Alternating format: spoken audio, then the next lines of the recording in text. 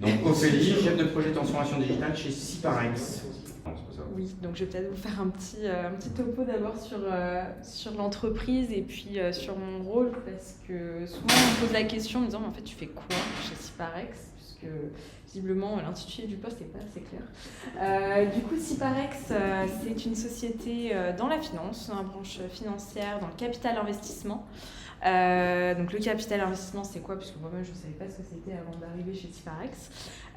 C'est grosso modo on lève des fonds d'investissement, on a une vingtaine de fonds actifs et puis on redistribue nos enveloppes dans des sociétés, donc dans des startups, dans des PME ou des ETI, parfois dans des sociétés cotées, pas souvent mais ça arrive.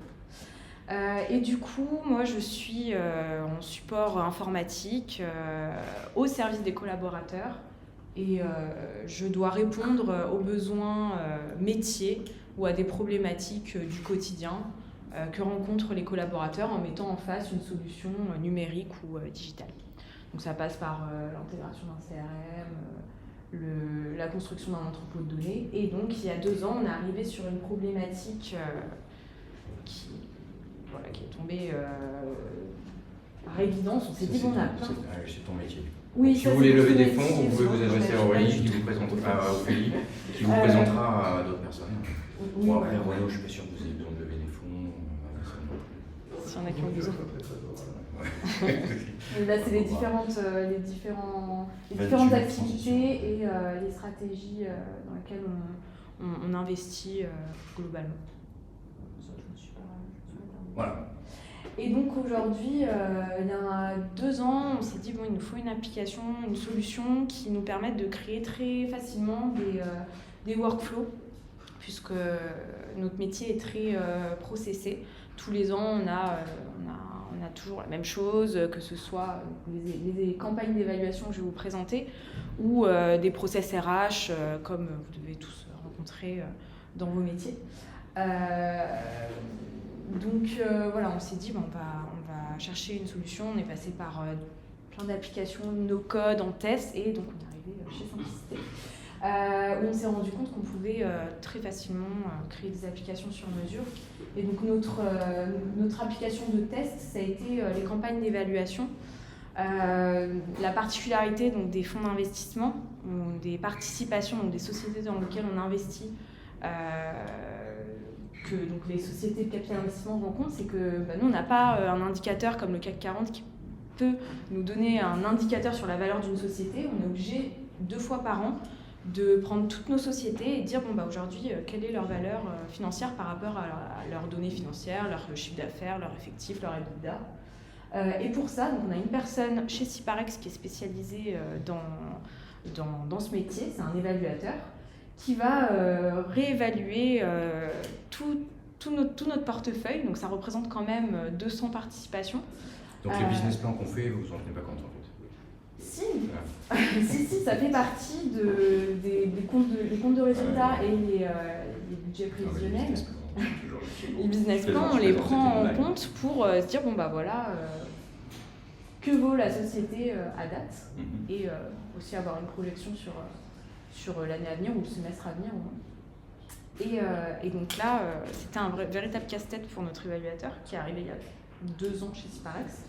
Quand il a repris le bébé, il a dit oulala, mais il faut que j'évalue donc un certain volume et les informations elles sont dispatchées partout dans l'entreprise. On est 150 à peu près chez Syparex, donc il devait avoir récupéré de l'information auprès des 7 activités de Syparex pour récupérer les données financières, les comptes de résultats, les budgets prévisionnels. Et donc en fait il envoyait je ne sais pas combien de mails dans la journée, mais il faisait que ça en fait, récupérer des informations à droite à gauche. Donc il nous a dit on a besoin d'avoir quelque chose de processé et qui envoie des notifications automatiquement, j'appuie sur un bouton, on passe à l'étape suivante, etc. Donc aujourd'hui, ça fait, donc c'est la 3e campagne d'évaluation qu'on fait sur Simplicité. Et ça... En fait, je me souviens plus. Alors là, c'était sur la problématique, tu avais des temps de consolidation. Voilà, oui, les temps de consolidation longs. Donc voilà, les objectifs, c'est de réduire le temps de consolidation, de cibler les bons interlocuteurs, d'envoyer des notifs au bon endroit, au bon moment. de centraliser et de récupérer les données, c'est un peu la même chose. Et donc, suite à cette première campagne, aujourd'hui, donc c'est la 3e campagne qu'on fait sur Simplicité, on se rend compte que notre évaluateur, il s'est dégagé beaucoup de temps, enfin, il y a un gain de temps de 30%. Donc, ce qui a fait qu'il est parti de Ciparex, il a monté sa boîte. Je ne sais pas si c'est grâce à Simplicité, mais en tout cas, il a pu développer son activité pour faire ce qu'il fait chez Ciparex, mais dans d'autres structures. On a 75% du portefeuille traité parce qu'il y a une partie du portefeuille gérée par l'activité start-up, donc qui est Xange, qui est complètement externalisée pour les évaluations de leur portefeuille. Et 80% de satisfaction interne, puisqu'on a toujours un petit peu de réticence. Mais globalement, ça s'est très bien passé. On a eu plein de personnes qui ont dit « Ah, mais en fait, aujourd'hui, on ne peut plus vivre sans pour cette partie-là. » Voilà, Brice, notre évaluateur et bêta-testeur. Donc, c'est lui qui nous a aussi donné le go pour continuer avec Simplicité. Et donc, c'est sa société Olifin, c'est pour ça qu'il n'est plus Ciparex, mais désormais Olifin. Au niveau donc des succès, des points de vigilance, ce qui nous a marqué sur cette première application, c'est la capacité de pouvoir développer sur mesure et de manière continue. C'est-à-dire qu'encore aujourd'hui, Brice, quand il nous fait des retours, il nous dit là, voilà, j'ai besoin par exemple de faire des relances de manière continue pendant une campagne d'évaluation. On peut le faire assez facilement. Tout dépend de ce qu'il nous demande derrière, mais c'est très facile de faire de la maintenance et aussi de développer une maquette. On a pu très rapidement voir à quoi allait ressembler l'application sans aller dans des fonctionnalités très poussées. Donc le POC, on a pu le faire très rapidement. Au niveau des difficultés, c'était notre première application, donc du coup ça a été laborieux. Comment ça ? Ça a été laborieux puisqu'il y a eu un moment de montée en compétences, et puis j'étais toute seule aussi à ce moment-là sur l'application, donc le temps investi a été assez considérable. Et puis non, c'était pas sur cet exemple-là, c'est sur le prochain que j'évoquerai peut-être l'autre point de vigilance. Moi, je pense que donc important de bien penser à son modèle métier, son modèle de données. Oui, parce que... Bon, vous le savez tous. Hein. Ouais. D'abord, vous réfléchissez modèle. C'est data centric. Oui, là, on s'est un peu confronté à l'exercice, c'est-à-dire qu'on a conçu le modèle métier, et puis quelques mois après, on a une problématique sur les participations qui sont en co-investissement, donc c'est-à-dire qu'ils se retrouvent sur 2 fonds différents. Et du coup, ça duplique l'évaluation sur notre application. Et donc, notre évaluateur a dit non, mais attends, normalement, ça devrait être une évaluation, une participation. Oui, mais non, en fait, on l'a pas construit comme ça. Et d'ailleurs, pourquoi on l'a pas construit comme ça ? Parce que derrière, l'intérêt de cette application, c'est qu'aussi nos auditeurs se branchent directement à Simplicité pour vérifier qu'on ne fait pas n'importe quoi sur nos évaluations, qu'on n'est pas en train de les revaloriser à la hausse pour avoir un gain de performance. Et donc c'est pour ça qu'on a construit derrière ce modèle de données-là, mais notre évaluateur n'était pas... voilà, il y a eu une remise en question à un moment donné de tout le modèle de données, donc on lui a dit bon, non, on reste sur des règles. Ok, donc Ensuite, deuxième application qu'on a construit un peu en parallèle de celle des évaluations, c'est l'onboarding d'un collaborateur. Donc on a commencé les maquettes en même temps, mais on a sorti l'application, je sais pas, peut-être 4 mois après qu'on ait sorti celle des évals. Pourquoi ? Mais c'est un point de vigilance qui est rappelé dans la dernière slide. Parce que en fait on savait plus où s'arrêter. On a commencé à avoir plein d'idées et on ne savait plus où s'arrêter pour livrer l'application. Donc à un moment donné, il a fallu trancher. Notre contexte, c'était que en fait, chez Ciparex, dès qu'il y a un nouveau collaborateur qui arrive, que ce soit un stagiaire ou un CDI, il y a un circuit de validation déjà qui est impératif. qui passe par différentes personnes, le responsable de service, l'ARH, le président et la DAF. Et avant Simplicité, comment ça se passait? On avait une feuille papier, on remplissait, et puis après on faisait passer sur chaque bureau pour avoir la petite signature, sauf que on n'est pas que à Lyon, on est également à Paris, à Nantes, à Lille, donc c'était compliqué de s'envoyer la petite feuille, donc ça passait par des scans et de l'envoi de mail, mais on perdait énormément de temps rien que pour cette validation. Après la validation d'embauche, il y a également la récupération des informations par le nouveau collaborateur qui doit nous transmettre, comme pour n'importe quelle entreprise, son RIB, son numéro de sécurité sociale, enfin toutes ces informations-là qui doivent être remontées au service RH et puis à la paye, etc. Ouais, ça doit être dispatché à plusieurs métiers. Ensuite, il y avait également l'attribution du matériel, un ordinateur, un téléphone pour ceux qui ont un téléphone dans leur contrat. C'était assez nébuleux et ça passait principalement par, comme pour les évaluations, par de l'envoi de mail, par de la perte d'informations. Donc du coup on a aussi développé une application pour centraliser, réduire le temps de validation, générer un parcours d'intégration. Ça c'est venu après, c'est venu plutôt semestre 2 de cette année-là. On a commencé par les premières parties, puis on a livré des évolutions. On s'est rendu compte qu'on avait réduit de moitié la validation. Pour le délai de traitement, c'est vraiment juste pour la validation d'un nouvel embauché. Là où on pouvait passer par plusieurs jours, plusieurs relances pour avoir juste une signature. Ici, le fait que ce soit notifié directement et un presse-bouton, en fait, en une journée, une validation peut être faite. Là, on passait plusieurs jours avec une signature.